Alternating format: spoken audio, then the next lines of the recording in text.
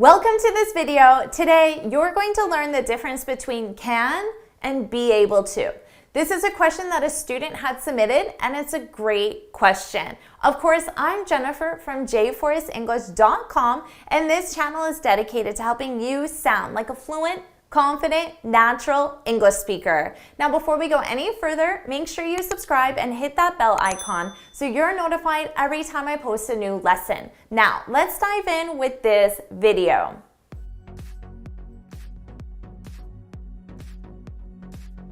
Today, you're going to learn the difference between can and be able to.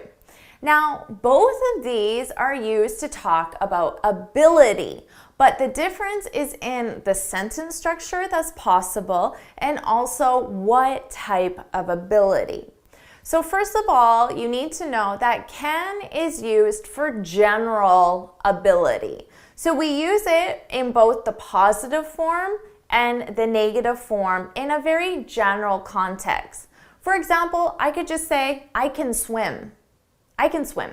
Just in general, anytime, anywhere, not specific to a specific pool or a specific place or a specific type of water. Just I can swim in general. Now, the opposite, of course, the negative, I can't swim. So it doesn't matter where I am. It doesn't matter what type of pool I'm in, what type of water I'm in, what time of day it is, where the location is. It doesn't matter. In any context, in a general context, I can't swim. So can is used in positive and negative for general ability. Now let's compare that to be able to. So, be able to, this is used for a specific ability. Now, what does that mean? If it's specific, you can think of it as specific to a time, a location, a specific type, for example. It's limited. So, I could say, I'm not able to swim today. I'm not able to swim today.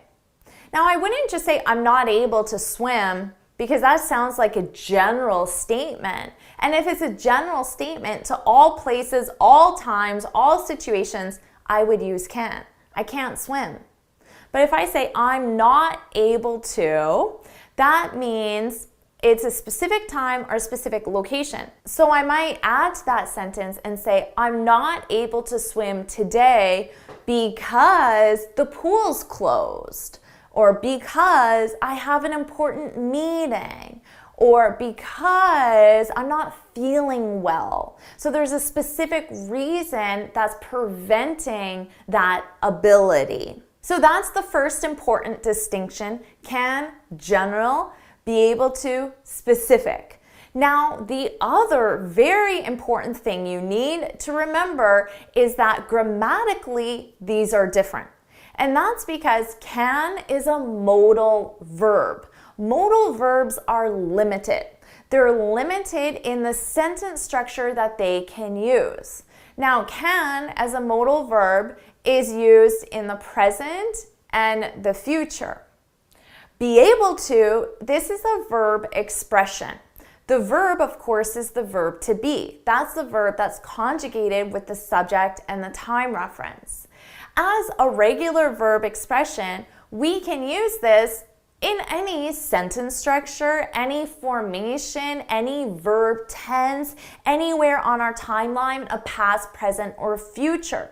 So, this is very important because remember, I previously told you that can is used for a specific ability.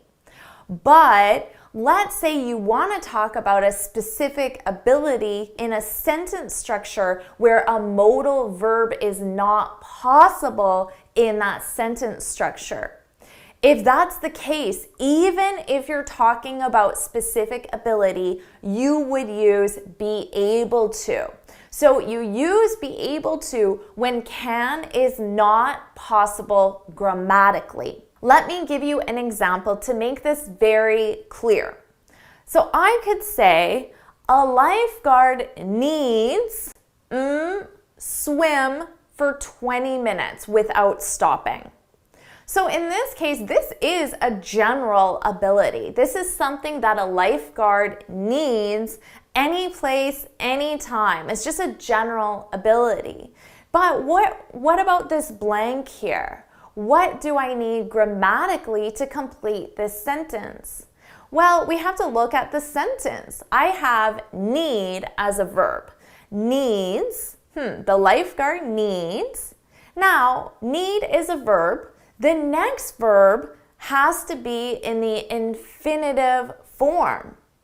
Now, can as a modal cannot be used in an infinitive form. It doesn't exist. Modal verbs are just the verb. They don't change in different structures. So in this case, I can't say a lifeguard can swim. No, that grammatically doesn't work, even though I'm talking about general ability. I need an infinitive. Because of that, I have to use be able to. And I'd say a lifeguard needs to be able to in the infinitive form. Now I have a correct sentence. So now you know how to use can and be able to correctly. So it's your turn to practice. I want you to leave in the comment section below 2 sentences, of course, one with can and one with be able to. This will give you lots of practice.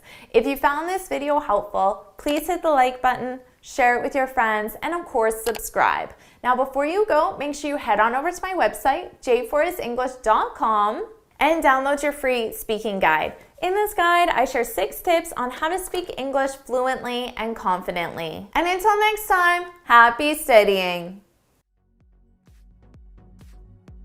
Awesome job with this video. Make sure you leave your examples in the comments below, and I'll see you in my next video. Bye!